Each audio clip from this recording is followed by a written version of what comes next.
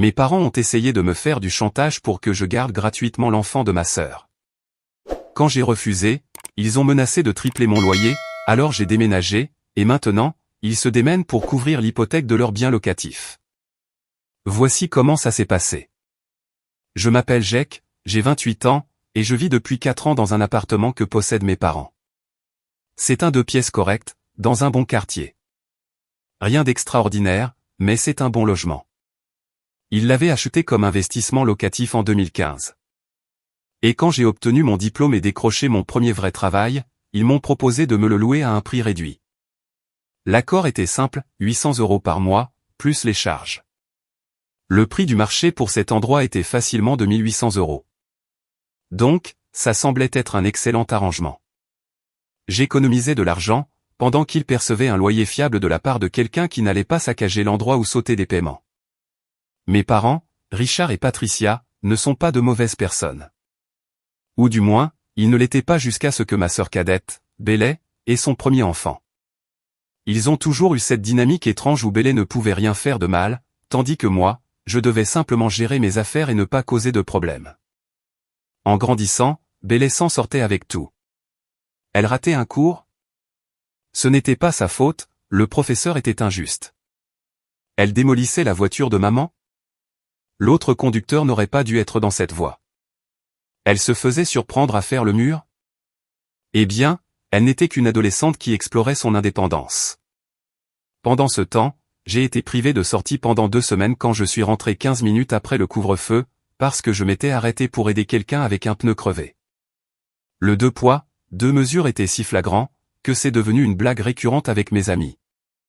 Ils me demandaient si j'avais besoin d'autorisation signée par mes parents pour des activités d'adultes banales, tellement ils étaient contrôlants avec moi. Mais Bélé, elle, pouvait faire tout ce qu'elle voulait. Quand Bélé avait 16 ans, elle a encastré la voiture de maman dans une boîte aux lettres en textant. La réponse de mes parents a été de lui acheter une voiture plus neuve et plus sûre, car clairement, l'ancienne ne la protégeait pas correctement. Quand j'avais 16 ans et que j'ai accidentellement reculé dans une poubelle dans notre allée, j'ai dû payer la réparation de la bosse avec l'argent de mon job d'été. Bélé a 5 ans de moins que moi, et elle a toujours eu ce talent pour faire de ses problèmes la responsabilité de tout le monde. Quand elle a abandonné l'université après un semestre, parce qu'elle ne se sentait pas en phase avec l'environnement académique, mes parents ont remboursé ses prêts étudiants sans poser de questions. Quand j'ai eu besoin d'aide pour mes manuels scolaires lors de ma dernière année, parce que l'aide financière ne couvrait pas tout. Papa m'a fait un sermon de 30 minutes sur la responsabilité financière et m'a suggéré de trouver un emploi à temps partiel ou d'utiliser les exemplaires de la bibliothèque. J'ai pris ce job à temps partiel, d'ailleurs. Je travaillais 20 heures par semaine dans une librairie du campus, tout en suivant 18 crédits de cours. Bélé, la même année, a travaillé à temps partiel dans un magasin de vêtements, démissionnant au bout de 3 mois parce que son manager la microgérait, en s'attendant à ce qu'elle arrive à l'heure. Le favoritisme était si évident que même mes grands-parents l'avaient remarqué. Mon grand-père m'a dit un jour à Thanksgiving qu'il respectait la façon dont j'avais tracé mon propre chemin, sans constamment demander de l'aide. C'était sa manière polie de dire que Bélé était pourri gâté, et que tout le monde le savait. Ma grand-mère me glissait de l'argent quand mes parents ne regardaient pas, en me chuchotant que je le méritais pour être si responsable. Ma tante, la sœur de ma mère, faisait aussi des commentaires sur la différence de traitement. Elle disait des choses comme « C'est intéressant comme Bélé semble toujours avoir besoin d'aide, tandis que Jake se débrouille très bien tout seul. » Maman devenait défensive et changeait de sujet, mais tout le monde pouvait le voir. Avance rapide jusqu'à l'année dernière. Bélé est tombée enceinte à 26 ans, de son petit ami Danny. Ils étaient ensemble depuis peut-être 8 mois, et aucun des deux n'avait d'emploi stable.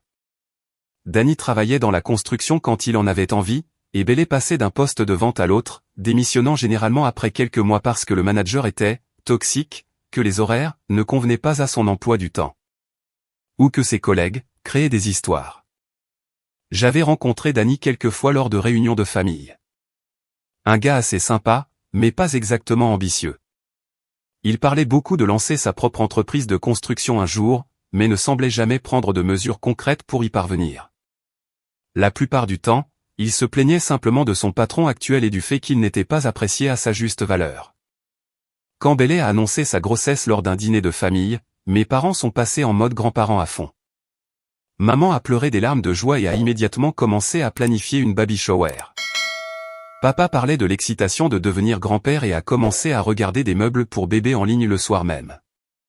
Personne n'a posé les questions évidentes, comme savoir si Bélé et Dany étaient financièrement prêts, ou s'ils avaient discuté de choses importantes comme les responsabilités parentales et les projets à long terme. Ces préoccupations étaient apparemment moins importantes que de célébrer l'arrivée imminente. Ils l'ont aidé à déménager dans un appartement plus grand, ont acheté tous les meubles pour bébé, payé les vêtements de maternité, et ont pratiquement financé toute sa grossesse. La contribution de Bélé et Dany a été de se présenter et de tout accepter. Pendant ce temps, je payais toujours mon loyer et couvrais mes propres dépenses, comme un véritable adulte. Je me souviens d'un dîner où maman me montrait des photos de la chambre de bébé qu'ils avaient aménagée pour Bélé, des rideaux sur mesure, un ensemble de meubles assortis, un de ces berceaux sophistiqués qui se transforment en lit d'enfant. Toute l'installation a probablement coûté 3 000 €, facilement. Quand j'ai mentionné que ça semblait cher, maman a dit qu'ils voulaient que leur premier petit enfant ait tout de parfait. Le bébé, une fille nommée Sophie, est née en mars. Une petite mignonne, je l'admets.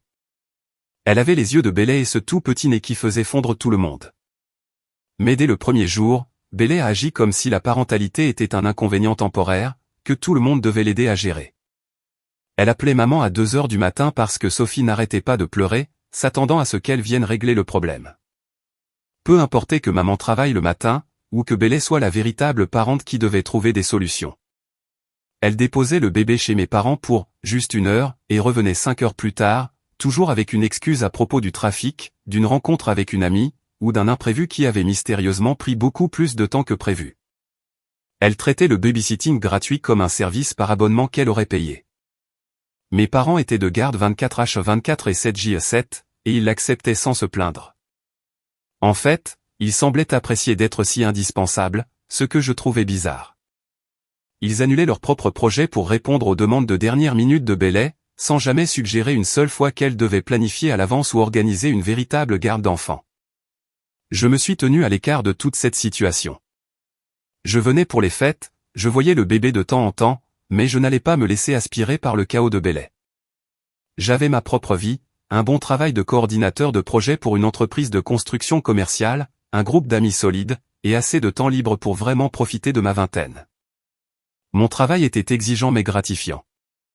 Je coordonnais des projets pour de nouveaux bâtiments commerciaux, ce qui signifiait gérer les plannings, traiter avec les entrepreneurs, m'occuper des permis de construire, et essentiellement, m'assurer que tout se déroulait dans les temps et dans le respect du budget.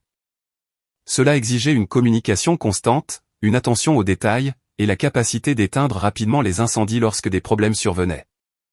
Je travaillais de la maison les mardis et jeudis, ce qui était excellent pour ma productivité. Pas de trajet signifiait plus de temps pour me concentrer, et je pouvais abattre des rapports et des emails sans les distractions du bureau. C'étaient mes jours les plus productifs, impliquant généralement des appels consécutifs avec des entrepreneurs, des inspecteurs de la ville, et des clients. Puis est arrivée la conversation qui a tout changé. C'était un dimanche de juillet, environ 4 mois après la naissance de Sophie. Mes parents m'avaient invité à dîner, ce qui n'était pas inhabituel. Nous faisions des dîners de famille peut-être 2 fois par mois, et c'était généralement agréable, tant que Bélé n'était pas là à se plaindre de quelque chose. Ce dimanche-là, Bélé était présente avec Sophie. Le bébé était grognon, pleurant toutes les 20 minutes environ, et Bélé avait l'air épuisé. Pas la fatigue normale d'une nouvelle maman, mais le genre de fatigue qui vient quand on s'attend à ce que tout le monde fasse les tâches difficiles à votre place, pendant que vous gérez les moments dignes d'Instagram. J'avais apporté une bouteille de vin et du pain d'une boulangerie que maman aimait. Une contribution standard pour le dîner. La maison sentait le poulet rôti et papa était dans le jardin à s'occuper de son barbecue, même si nous ne faisions rien griller. C'était juste sa routine du dimanche. Nous avons traversé le dîner avec un minimum de drame. Sophie a pleuré quelques fois, et Bélé l'a immédiatement tendu à maman à chaque fois. Papa a fait des blagues sur le fait que les bébés étaient exigeants, tout en ne faisant absolument rien pour aider, la dynamique familiale standard que j'avais vu se jouer des dizaines de fois. Maman avait préparé son repas habituel du dimanche, poulet rôti, purée de pommes de terre, haricots verts, et petits pains. Tout était bon, bien que la conversation soit tendue. Bélé n'arrêtait pas de regarder son téléphone, l'air agacé de devoir être là. Dany n'était pas venu parce qu'il travaillait sur un projet, ce qui signifiait probablement qu'il regardait le sport à la maison. Après le dîner, papa m'a demandé de venir dans son bureau. Ça n'est jamais bon signe. Le bureau n'était en réalité qu'une chambre d'amis avec un bureau et quelques classeurs, mais papa aimait l'utiliser pour les conversations sérieuses, car ça lui donnait l'impression d'être important. C'est là qu'il m'a annoncé que mon chien d'enfance était mort, où nous avons discuté de mes choix universitaires, et où il m'a un jour sermonné pendant 1 heure sur la responsabilité, après que j'ai oublié de sortir les poubelles. Maman et Bélé nous ont rejoints, ce qui m'a retourné l'estomac. Les réunions de famille dans le bureau de papa signifiaient que quelqu'un voulait quelque chose, et ce quelqu'un était généralement Bélé. La pièce était exiguë avec nous 4. Papa était assis derrière son bureau, comme s'il dirigeait une réunion de conseil d'administration. Maman était perchée sur l'accoudoir du vieux fauteuil dans le coin. Bélé était appuyé contre le cadre de la porte, tenant toujours son téléphone. Je suis resté debout, sachant instinctivement que je ne voudrais pas être assis pour ce qui allait suivre. Papa a commencé par des banalités sur le travail et sur la façon dont je me plaisais dans l'appartement. Il a demandé si j'avais eu des problèmes d'entretien, si les voisins étaient sympas, des questions générales de propriétaire. Je sentais qu'il préparait le terrain, alors j'ai simplement attendu. Maman est intervenue pour me poser des questions sur mon travail, si j'aimais toujours mon poste de coordinateur de projet, si je pensais à évoluer vers un poste de chef de projet. Toutes des questions normales qui semblaient anormales dans ce cadre formel. Finalement, après environ 10 minutes à tourner autour du pot, papa en est venu au fait. Ta mère et moi avons discuté, et nous pensons qu'il est temps d'ajuster ta situation de loyer. Ma première pensée a été qu'ils allaient l'augmenter au prix du marché, ce qui aurait été ennuyeux, mais juste. Le loyer réduit était techniquement une faveur, et j'avais toujours su que ça pourrait se terminer un jour. Je m'étais en fait préparé à cette éventualité, en mettant de l'argent de côté chaque mois au cas où. Mais ce que papa a dit ensuite était bien pire. Bélé a vraiment du mal avec les frais de garde d'enfant, commença-t-il, et je savais déjà où cela menait. Tout mon corps s'est tendu. Elle a trouvé un travail à temps partiel dans une boutique qui pourrait devenir quelque chose de génial, mais elle a besoin d'une aide fiable avec Sophie pendant la journée. Le travail est du mardi au jeudi, en milieu de journée. J'ai regardé Bélé, qui étudiait ses ongles comme si c'était la chose la plus fascinante au monde. Elle ne voulait pas croiser mon regard. Maman a enchaîné avec sa voix raisonnable et bien rodée, nous pensions que, puisque tu travailles de la maison 2 jours par semaine, tu pourrais garder Sophie ces jours-là, juste les mardis et jeudis pendant les heures de bureau. Bélé la déposerait le matin vers 8h30 et la récupérerait vers 18h. Ce serait parfait. Laissez-moi être clair sur ma situation professionnelle. Je suis coordinateur de projet pour des chantiers de construction commerciale. Oui, je travaille de la maison les mardis et jeudis, mais je ne suis pas assis à regarder la télévision et à parcourir les réseaux sociaux. Je suis en appel avec des entrepreneurs, je gère des plannings, je coordonne avec les inspecteurs de la ville, je m'occupe des permis de construire, j'examine des plans, et en gros, je fais le même travail exigeant que celui que je fais au bureau. Ces journées de télétravail impliquaient généralement de 4 à 6 heures d'appels vidéo et de conférences téléphoniques. Je pouvais être au téléphone avec un électricien pour discuter des normes du code du bâtiment, puis enchaîner immédiatement avec un inspecteur de la ville sur des retards de permis, puis un autre appel avec le client sur des questions de budget. C'était un travail intense, concentré, qui exigeait toute mon attention. Je travaille de la maison, dis-je lentement. Ce n'est pas la même chose qu'être à la maison, disponible pour garder un bébé. Papa a agité la main d'un air dédaigneux, comme si j'étais dramatique. Tu es sur ton ordinateur. Tu peux garder un œil sur le bébé pendant que tu travailles. Les gens le font tout le temps maintenant. C'est la nouvelle norme. Non, ils ne le font pas. Pas s'ils veulent garder leur emploi et maintenir une quelconque crédibilité professionnelle. Je suis en réunion au moins 4 heures par jour, expliquai-je, en essayant de rester calme. Des appels vidéo et des conférences téléphoniques avec des entrepreneurs, des inspecteurs, des clients. Je ne peux pas avoir un bébé qui pleure en arrière-plan pendant que je parle à des fonctionnaires de la ville ou que je discute des budgets de projet. Ce n'est pas professionnel, et mon patron ne le permettrait jamais. Bélé a finalement pris la parole, sa voix prenant cette qualité plaintive qu'elle utilisait quand elle voulait de la sympathie. Sophie est un bébé très facile, cependant. Elle fait surtout la sieste pendant la journée. Tu ne la remarquerais probablement même pas. C'était un mensonge flagrant, et tout le monde dans la pièce le savait. J'avais vu Sophie en action lors des dîners de famille. Cette petite avait des poumons comme une alarme incendie et les utilisait fréquemment.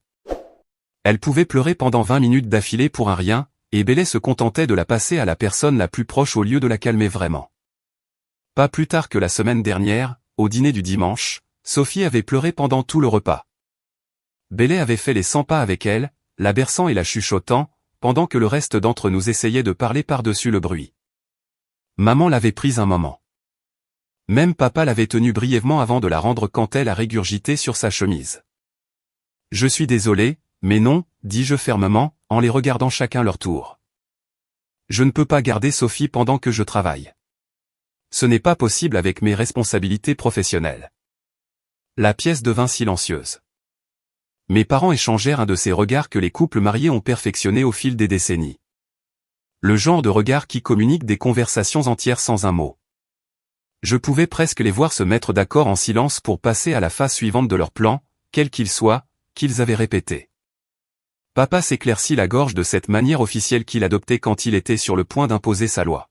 « Eh bien, voilà le problème, mon fils. Nous te facturons un loyer bien en dessous du prix du marché depuis 4 ans maintenant.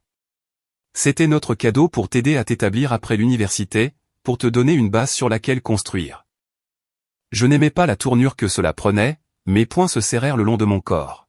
« Nous pensons qu'il est temps d'ajuster ton loyer à sa juste valeur marchande, continua-t-il, sa voix prenant ce ton professionnel qu'il utilisait quand il voulait paraître autoritaire. Cet appartement pourrait facilement se louer 2200 € par mois maintenant, avec le marché actuel. C'est ce dont nous aurons besoin à l'avenir. Le chiffre m'a frappé comme un coup de poing. 2200 €, c'était presque le triple de ce que je payais actuellement. Cela ferait passer mon loyer de 800 € confortable à près de 40% de mon salaire net. C'était un prix d'appartement dans une grande ville, pour un appartement démodé dans un quartier correct mais pas exceptionnel. Maman ajouta de sa fausse voix sympathique, celle qu'elle utilisait quand elle prétendait se soucier de vos préoccupations tout en vous manipulant, bien sûr, si tu nous aides avec Sophie 2 fois par semaine, nous serions heureux de maintenir ton loyer au tarif actuel. Pense-y comme un échange de services. Tu obtiens un logement abordable, et Bélé obtient une garde d'enfants fiable.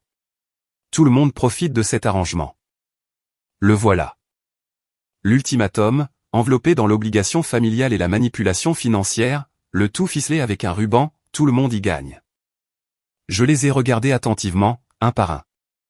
Papa, assis derrière son bureau, essayant de paraître autoritaire et professionnel. Maman, avec son expression sympathique et étudiée qui n'atteignait pas ses yeux. Bélé, qui étudiait toujours ses ongles, probablement pour éviter d'avoir l'air coupable de participer à cette embuscade qu'ils avaient clairement planifiée ensemble. Le calcul dans ma tête a été instantané. 16 heures de garde par semaine, multipliées par environ 4 semaines par mois, cela fait 64 heures mensuelles. Une garde d'enfants professionnelle dans notre région coûte entre 15 et 20 € de l'heure.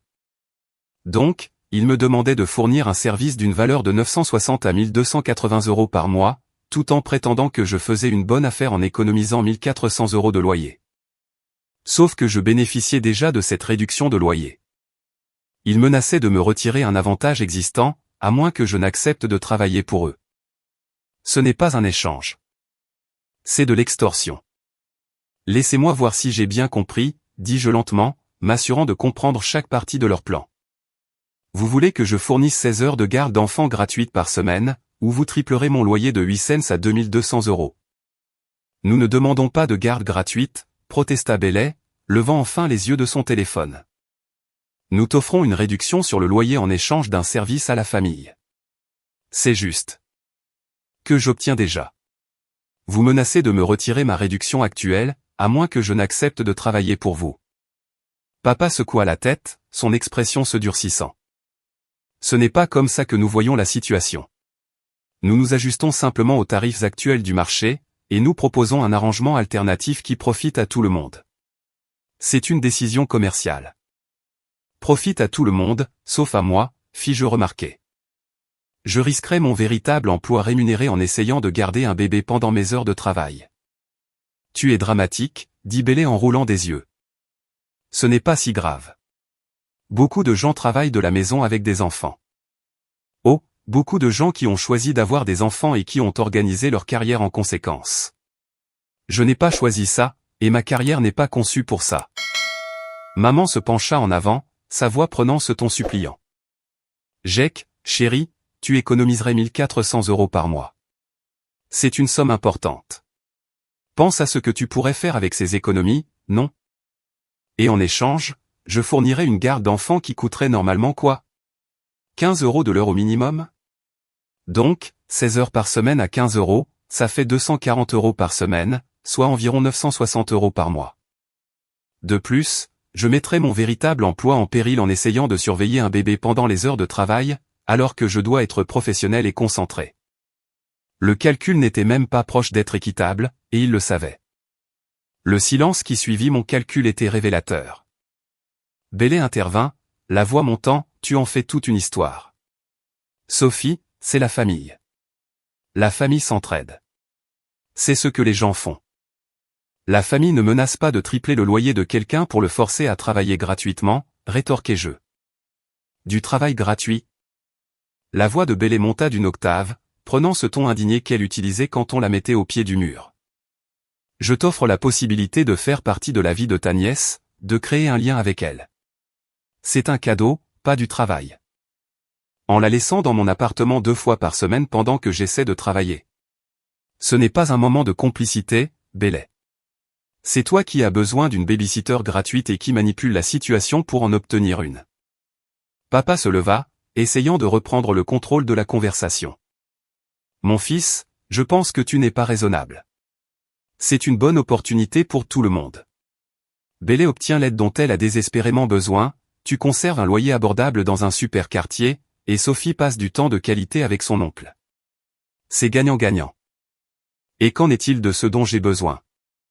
Demandai-je, entendant ma voix s'élever malgré ma tentative de rester calme. J'ai besoin de faire mon travail sans distraction. J'ai besoin de maintenir ma réputation professionnelle. J'ai besoin de ne pas voir mon logement pris en otage pour des demandes de garde d'enfants qui n'ont rien à voir avec moi. Personne ne prend rien en otage, dit maman, sa voix devenant tendue et défensive. Nous avons une discussion familiale sur un arrangement mutuellement bénéfique. Tu déformes la situation. Alors, discutons sans menace financière. Dites à Bélé de trouver une vraie garde d'enfants, comme tous les autres parents qui travaillent en Amérique. Les yeux de Bélé se remplirent de larmes. Son coup de maître quand les choses n'allaient pas dans son sens. J'avais vu cette performance 1 millier de fois en grandissant. Je ne peux pas me permettre une garderie ordinaire. Tu sais combien ça coûte?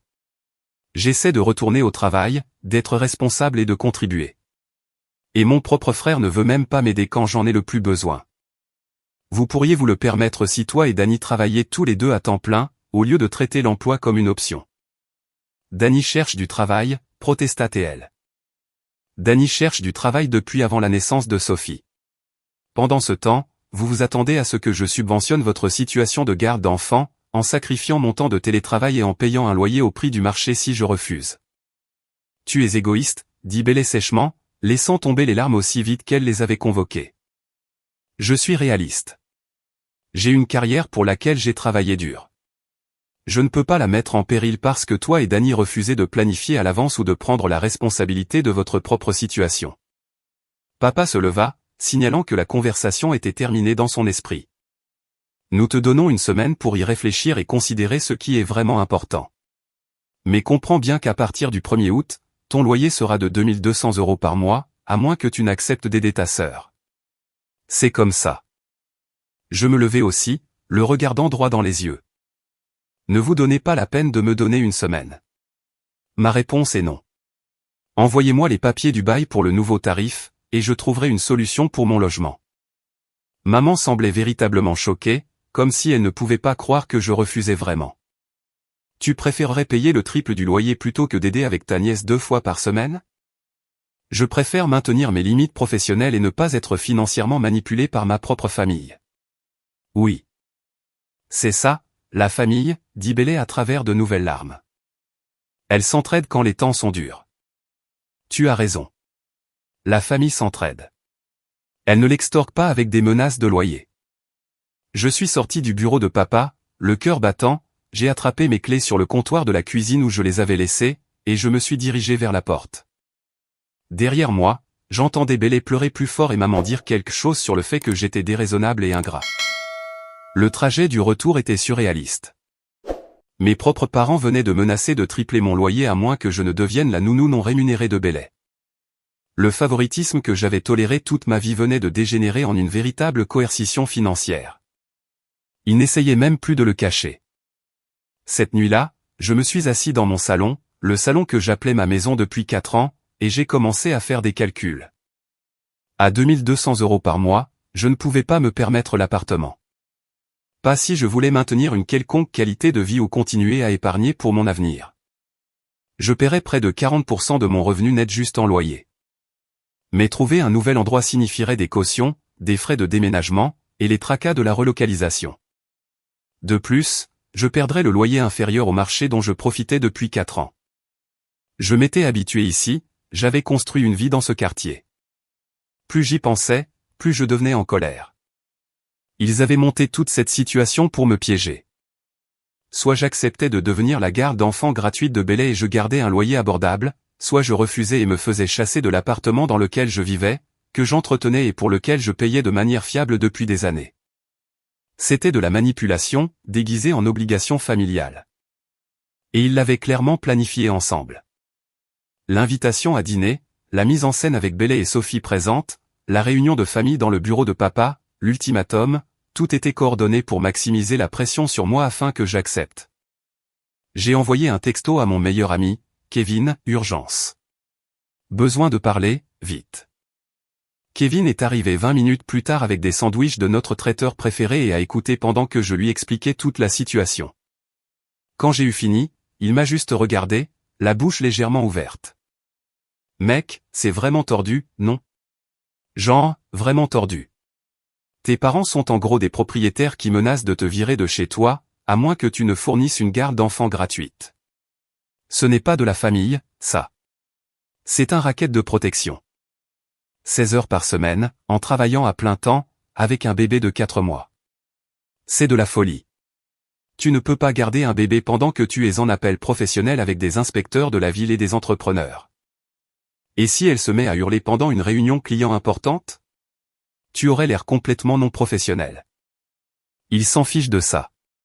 Ils veulent juste que Bélé ait une garde d'enfants gratuite, et ils utilisent ma situation de logement pour me forcer. Kevin a réfléchi un instant en mâchant son sandwich. Qu'est-ce que tu vas faire? Je pense que je vais déménager. Sérieusement? Tu adores cet endroit. Quel choix ai-je? Soit je les laisse me manipuler pour accepter cet arrangement, soit je trouve un autre endroit où vivre. Et si je cède maintenant, ils continueront à pousser. La prochaine fois, ce sera 3 jours par semaine, puis à plein temps, puis les week-ends. Ça va te coûter cher, par contre. Le déménagement, les cautions, un loyer plus élevé ailleurs.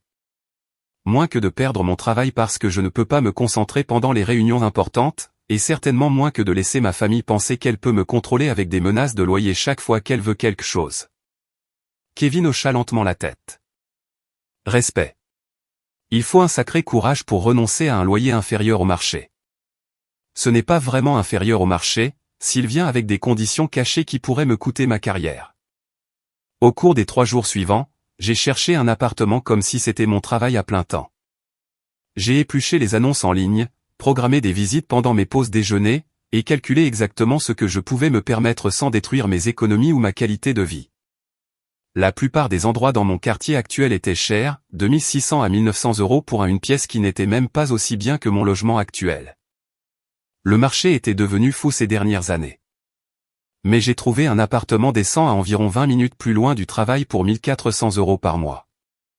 Pas aussi bien que l'appartement de mes parents, mais propre, sûr, récemment rénové, et le mien, sans les conditions familiales. L'appartement était dans un immeuble un peu plus ancien, mais bien entretenu. Le logement avait été mis à jour avec de nouveaux appareils électroménagers et de la peinture fraîche.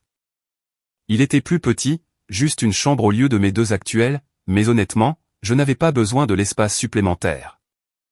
J'utilisais la 2e chambre comme bureau, et le nouvel endroit avait assez de place dans le salon pour mon bureau. Le propriétaire était professionnel et direct. Il a vérifié mes antécédents, mon emploi, mon score de crédit, et a approuvé ma demande en 48 heures. Nous avons signé le bail le jeudi soir. Date d'emménagement, le 1er août. Mes parents ont appelé 2 fois pendant cette période. Je n'ai répondu à aucun des appels. Ils ont laissé des messages vocaux dont l'urgence augmentait progressivement. Le premier était de papa, me demandant si j'avais réfléchi à leur offre et me rappelant que le mois d'août approchait. Le second était de maman, disant qu'il devait finaliser la situation du loyer d'août et me demandant de les rappeler pour discuter des termes. Finalement, le vendredi soir, j'ai rappelé mon père. Je me suis dit qu'il valait mieux crever l'abcès. « As-tu pris une décision ?» demanda-t-il sans préambule ni salutation. Droit au but. « Oui, je déménage. J'ai signé un bail pour un nouvel endroit aujourd'hui. » Silence à l'autre bout du fil. Un long et lourd silence qui a duré au moins 10 secondes. « Tu déménages ?» C'est ce que j'ai dit. J'aurai tout vidé d'ici le 31 juillet, et vous pourrez trouver de nouveaux locataires qui paieront votre prix du marché. Mon fils, ne sois pas impulsif. Parlons-en rationnellement. Nous avons déjà parlé. Vous avez clairement exposé votre position, et j'expose la mienne. Je ne suis pas intéressé par le fait d'être contraint financièrement à fournir une garde d'enfant. Maman a attrapé le téléphone, et je pouvais entendre la panique dans sa voix. Jake, s'il te plaît, ne fais pas ça. Nous pouvons trouver un arrangement. Peut-être juste un jour par semaine, ou des heures plus courtes. Vous m'avez offert une seule option, fournir une garde d'enfant gratuite ou payer un loyer triple. Je choisis l'option 3, trouver mon propre logement sans manipulation. Mais l'appartement. Nous pensions que tu l'adorais. Tu y es depuis 4 ans. Je l'adorais. Passé composé. Il s'avère que vivre quelque part vient avec des conditions que je ne suis pas prêt à accepter. Tu es rancunier et immature, dit-elle, sa voix se durcissant. Je suis indépendant. Il y a une différence. Papa a repris le téléphone, sa voix prenant ce ton de négociation. D'accord, nous allons réduire le loyer. Que dirais-tu de 1 200 €? C'est toujours une bonne affaire pour toi, et nous faisons un pas vers toi. Et que se passera-t-il dans 6 mois, quand Bélé aura besoin de plus d'aide? Vous menacerez simplement de l'augmenter à nouveau? Non merci. Je m'en vais. Et ta sœur? Elle compte sur toi. Elle a besoin du soutien de la famille en ce moment. Bélé compte sur tout le monde, sauf sur elle-même et Danny.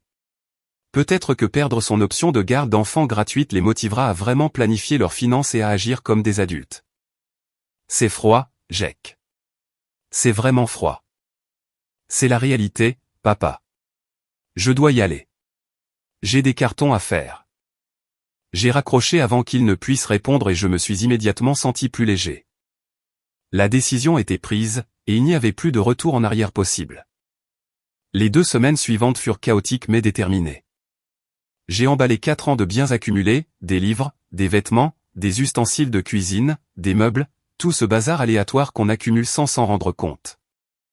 J'ai organisé le déménagement, programmé les transferts de services publics, mis à jour mon adresse auprès de mon travail et des banques, et me suis préparé de manière générale à quitter l'appartement que j'appelais ma maison depuis mon diplôme. Mes parents ont essayé plusieurs fois de me faire changer d'avis. Papa a envoyé des textos sur la loyauté familiale et sur le fait que je gâchais une bonne chose par fierté. Maman a appelé en pleurant, disant que j'abandonnais Bélé au moment où elle avait le plus besoin d'aide, et que Sophie grandirait sans connaître son oncle.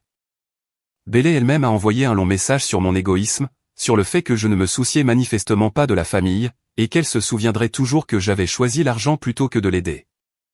J'ai tout ignoré. Chaque message était la même manipulation, emballé dans un papier cadeau émotionnel différent. Ils voulaient que je me sente assez coupable pour céder, mais j'en avais fini de jouer à leur jeu. Kevin m'a aidé à déménager le 30 juillet. Nous avons loué un camion, chargé tout ce que je possédais, et transporté le tout à mon nouvel appartement en une longue et chaude journée. Il a fait venir un autre ami pour aider avec les meubles lourds, et nous nous en sommes sortis malgré la chaleur de juillet. Le nouvel endroit était plus petit et moins pratique, mais il était à moi. Sans conditions cachées, sans drame familial, sans me demander quand le prochain ultimatum tomberait. Juste une relation propriétaire-locataire simple, où un loyer est un loyer, et rien de plus. Le 1er août, j'ai déposé mes clés chez mes parents. Papa a ouvert la porte, l'air épuisé, des cernes sous les yeux. Tu l'as vraiment fait, dit-il, fixant les clés dans sa main comme si c'étaient des objets étrangers. Je l'ai vraiment fait. Ta mère est dévastée. Elle pleure depuis des jours. Maman est contrariée parce que sa manipulation n'a pas fonctionné. Il y a une différence. Nous essayons d'aider Bailey. C'est ta sœur. En me menaçant? Ce n'est pas de l'aide, papa. C'est de l'extorsion. Ne sois pas dramatique. Nous t'avons donné des options. Vous m'avez donné un ultimatum, être la nounou gratuite de Bailey ou payer un loyer triple. Ce ne sont pas des options, c'est de la coercition. Il n'avait pas de réponse à ça. Il est juste resté là, tenant mes clés. Bonne chance pour louer l'endroit, dis-je.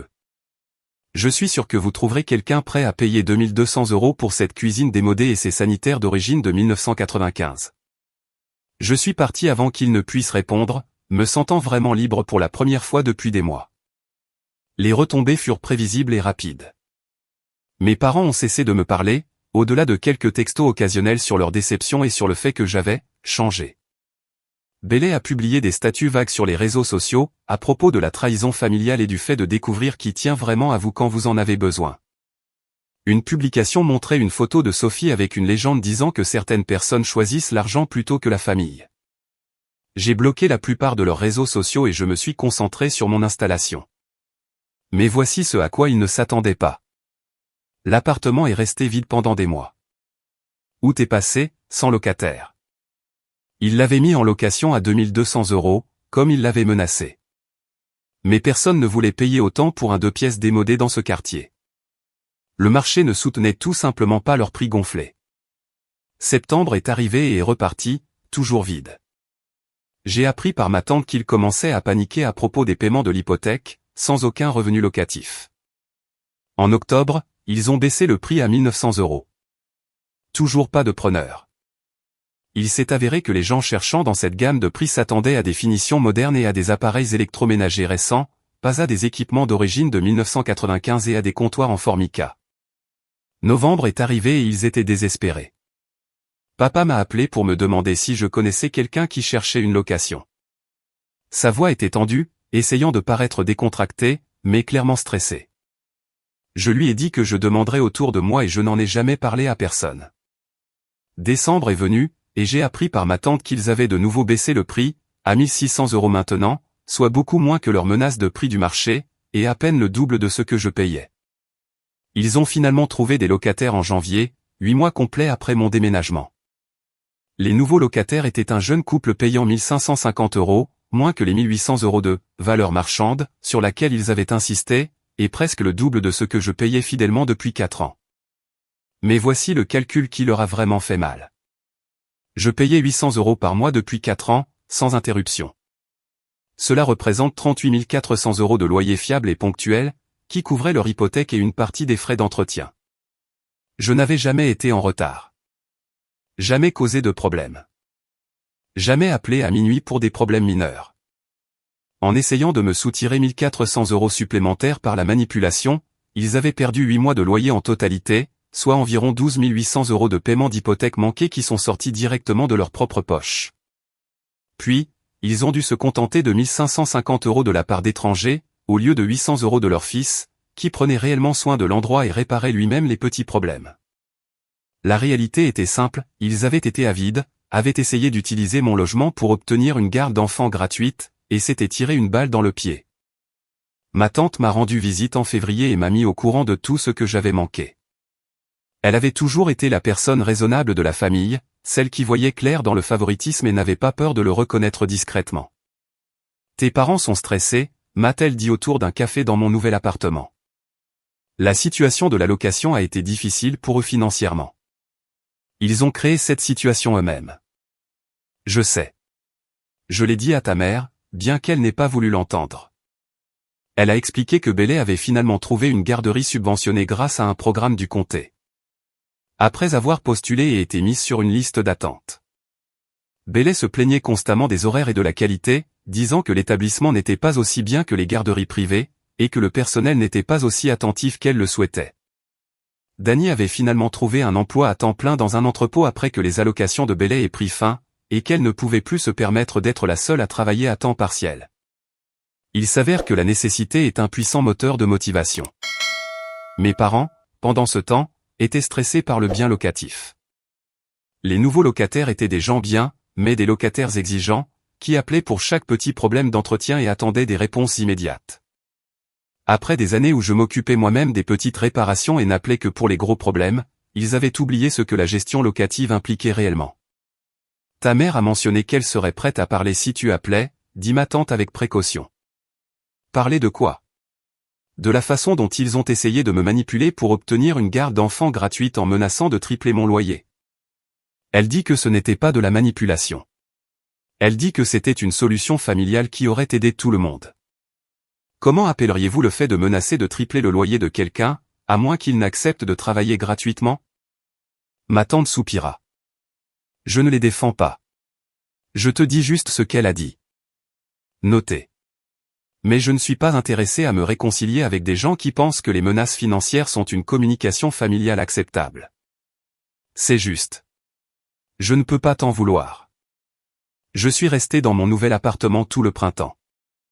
Il n'était pas aussi bien que l'autre à certains égards, plus petit, un peu plus loin du travail, un immeuble plus ancien. Mais la vie était objectivement meilleure sans l'ingérence de ma famille. En mai, j'ai reçu un texto inattendu de Bailey. On peut parler? Je n'ai pas répondu immédiatement. Quoi qu'elle veuille, je n'étais pas intéressé à replonger dans leur dysfonctionnement ou à me laisser entraîner dans un nouveau drame. Elle a renvoyé un texto 1 heure plus tard. Je sais que tu es en colère. Je comprends. Mais j'ai besoin de te parler de quelque chose d'important. S'il te plaît. Contre mon meilleur jugement et les conseils de Kevin, j'ai accepté de la rencontrer dans un café neutre. Je me suis dit que c'était mieux qu'elle ne débarque à mon appartement ou à mon travail. Bailey est arrivée avec 15 minutes de retard, l'air fatigué, mais plus posé que la dernière fois que je l'avais vue. Sophie était avec la mère de Dany pour l'après-midi, expliqua-t-elle. Merci de me rencontrer, commença-t-elle en tripotant sa tasse de café. Qu'est-ce que tu veux, Bailey? Je voulais m'excuser pour toute cette histoire de loyer l'été dernier. Pour tout. Cela m'a pris complètement par surprise. Bailey ne s'excusait pas. Elle trouvait des excuses, des justifications, et rejetait la faute sur les autres, mais jamais de véritables excuses. Tu t'excuses? Oui. J'y ai beaucoup réfléchi ces derniers mois, et ce que nous avons fait était mal. Maman et papa n'auraient pas dû te menacer comme ça, et je n'aurais pas dû suivre le mouvement ou m'attendre à ce que tu sacrifies ton travail pour mes besoins de garde d'enfants. Qu'est-ce qui a changé? Elle a ri amèrement. La réalité. Il s'avère qu'être vraiment responsable de son propre enfant, c'est difficile et ça coûte cher, et personne ne va te donner de solution toute faite juste parce que tu les veux ou que tu penses mériter de l'aide. Donc, tu as compris ça après mon départ. En gros, oui. Dany et moi travaillons tous les deux à temps plein maintenant. Sophie est à la garderie 5 jours par semaine, et on s'en sort. Ce n'est pas facile, et on est fauché la plupart du temps, mais ça fonctionne. On se comporte enfin comme des adultes, pour une fois. Tant mieux pour vous. Sérieusement, je le pense. Mais j'avais tort de m'attendre à ce que tu sacrifies ton travail et ta vie pour me faciliter la mienne. Ce n'était pas juste, et ce n'était pas bien. Tu as travaillé dur pour construire ta carrière, et je n'avais aucun droit de te demander de la risquer. Non, tu ne l'avais pas. J'ai dit à maman et papa qu'ils avaient tort, aussi. Ils ne veulent pas l'entendre, mais je l'ai dit quand même. Plusieurs fois. C'était probablement la chose la plus mature que Bailey m'ait jamais dite. J'ai étudié son visage attentivement, cherchant des signes de manipulation ou un agenda caché, mais elle semblait vraiment sincère. Comment ont-ils réagi? Pas bien. Ils sont toujours convaincus que tu as surréagi et qu'ils essayaient juste de m'aider. Ils ne voient pas en quoi menacer de tripler ton loyer était manipulateur. Ils ont menacé de tripler mon loyer, Bailey. De 8 cents à 2200 €, à moins que je ne fournisse 16 heures de garde d'enfants gratuite par semaine. Je sais. J'étais là. Je dis qu'ils ont tort, pas qu'ils l'ont admis ou qu'ils en ont tiré une leçon. Nous sommes restés en silence un moment, sirotant tous les deux notre café. Écoute, a poursuivi Bailey, Je ne te demande pas de leur pardonner, ou de revenir au dîner de famille, ou de prétendre que tout va bien. Je voulais juste que tu saches que je comprends maintenant. Ce qu'ils ont fait était manipulateur, et j'y ai participé. J'ai utilisé ma situation pour te faire culpabiliser, et c'était mal. D'accord. Et je suis désolé. Je suis sincèrement désolé pour mon rôle dans tout ça. J'ai de nouveau étudié son visage. Elle semblait authentique, ce qui était inhabituel et légèrement déconcertant. J'apprécie tes excuses, dis-je finalement. Je suis content que toi et Danny vous vous en sortiez et que vous preniez vos responsabilités. On essaie. Ce n'est pas parfait, mais on essaie. Danny est en fait un vrai partenaire maintenant, au lieu de juste parler de projets futurs qui ne se réalisent jamais. C'est tout ce qu'on peut faire. Être présent et essayer. Elle a souri, et pour la première fois depuis des années, cela semblait authentique au lieu d'être manipulateur. Nous avons parlé pendant encore 20 minutes de sujets sans danger, le développement de Sophie, le travail de Danny à l'entrepôt, et le fait qu'il appréciait réellement d'avoir une structure, ma promotion au travail. C'était presque normal, comme des frères et sœurs qui prennent des nouvelles, au lieu de naviguer dans une guerre familiale. En partant, Bailey a dit, si jamais tu veux voir Sophie, tu es le bienvenu. Sans pression, sans condition, sans attente. C'est juste ta nièce, et elle est en fait assez cool quand elle ne crie pas ou n'a besoin de rien. Peut-être un de ces jours. Cool. C'est tout ce que je voulais dire. Je ne me suis pas réconcilié avec mes parents. Ils envoient encore des textos occasionnels suggérant que j'ai surréagi et que je devrais passer à autre chose pour le bien de la famille. Ils ne se sont jamais vraiment excusés pour l'ultimatum, ni n'ont reconnu que menacer de tripler mon loyer était mal. Bailey et moi, nous nous envoyons des textos de temps en temps maintenant. Rien de profond ou de fréquent, juste des nouvelles occasionnelles et des photos de Sophie faisant des choses mignonnes de bébé. Ce n'est pas la relation fraternelle proche que certaines personnes ont, mais c'est quelque chose. Plus important encore, c'est honnête et ça ne vient pas avec des agendas cachés. Mes parents ont perdu leur locataire fiable, la confiance de leur fils, et 8 mois de paiement d'hypothèque, parce qu'ils ont été avides et ont essayé de transformer l'obligation familiale en travail forcé. Est-ce que ça valait le coup de perdre leur relation avec moi pour essayer d'obtenir une garde d'enfants gratuite pour Bailey? C'est à eux de répondre à cette question. Mais de là où je suis assis, dans mon appartement un peu plus petit, avec mon loyer un peu plus élevé et mon niveau de stress nettement plus bas, payant ma part sans manipulation ni ultimatum, c'est la meilleure décision que j'ai jamais prise. Si vous avez apprécié cette vidéo, veuillez cliquer sur le bouton d'abonnement. Cela aide vraiment la chaîne et nous aide à vous apporter plus et de meilleures histoires.